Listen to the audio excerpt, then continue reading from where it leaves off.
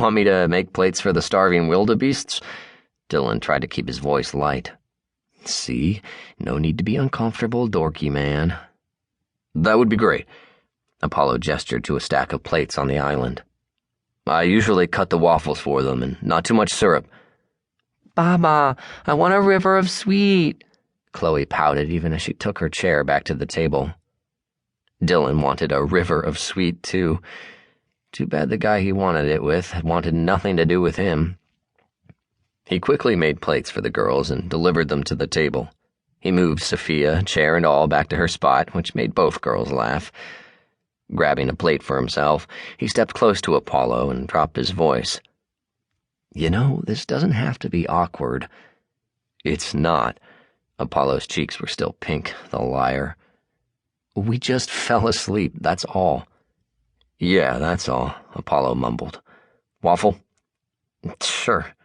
Dylan resisted the urge to roll his eyes, because it was clear Apollo wasn't moving on from their little nap. It wasn't like they'd made out or even sleep-humped. Hell, Dylan hadn't even been hard when he woke up. Wait, maybe the issue wasn't that Apollo hated the sleep cuddle. Maybe he'd liked it. Dylan grinned. He loved that theory. You know, it's okay if you... Buzz. Apollo's phone jangled angrily on the counter. Darn it. Floros here. Apollo's face got tighter and tighter as he listened to whomever was on the other end of the phone. Yeah, I can be there in 45. I'll try to make it faster. Baba? Who is that? Chloe said as soon as Apollo ended the call. Her little voice uncharacteristically quavered. Baba has to go into work. Sorry. Apollo rubbed his head. I'm not sure when I'll be back. It could be tomorrow, even. I'm on it. Dylan patted his shoulder. Don't worry about a thing. Thanks. Apollo shot him a grateful look. There's... heck. All this food I bought, but I'm not sure what's in the freezer for lunch and dinner. I was going to cook. I can handle food. Trust me. We won't starve. Pizza! Chloe seemed to have rebounded admirably from learning Apollo would be leaving. That's what Yaya would do. I'll see if I've got cash to leave. Go. Get dressed. Dylan shoved at Apollo's aircraft carrier chest. I've got this. Okay. Apollo kissed each of the girls, then hesitated briefly in front of Dylan before escaping upstairs. Yeah, things weren't the least bit awkward between them. A few minutes later, Apollo was back in uniform, handing out final goodbyes and reminders as Dylan waved him toward the car. After he was gone, Dylan started cleanup from breakfast. He knew from last weekend that Apollo froze the leftover waffles for the girls' breakfasts during the week, so he put them away. The fridge was full of produce and big packages of meat.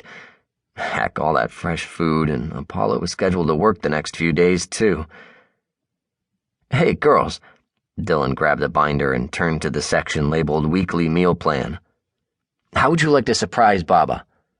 What are we going to do? Sophia brought her plate to the dishwasher. We're going to cook, he said with a lot more certainty than he felt. Can you do that? Chloe eyed him suspiciously. You gotta use big people knives, you know. I can handle a knife.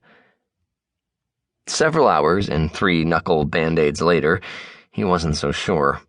He had his tablet propped up on a flour canister, a video on browning meat playing, the girls staging a doll fashion show on the dining area floor, and a zillion storage bags and containers over the counter. Is something burning? Sophia's nose wrinkled. No. Yes.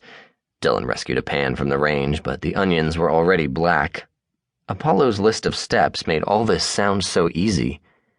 We might have to make some alterations to the meal plan. Baba doesn't like alterations. Chloe danced her doll around the floor. Don't I know it? Apollo's back ached. He'd endured a helicopter ride out to a remote desert area where a training exercise was taking place, and he must have sat wrong or tweaked something getting out of the chopper.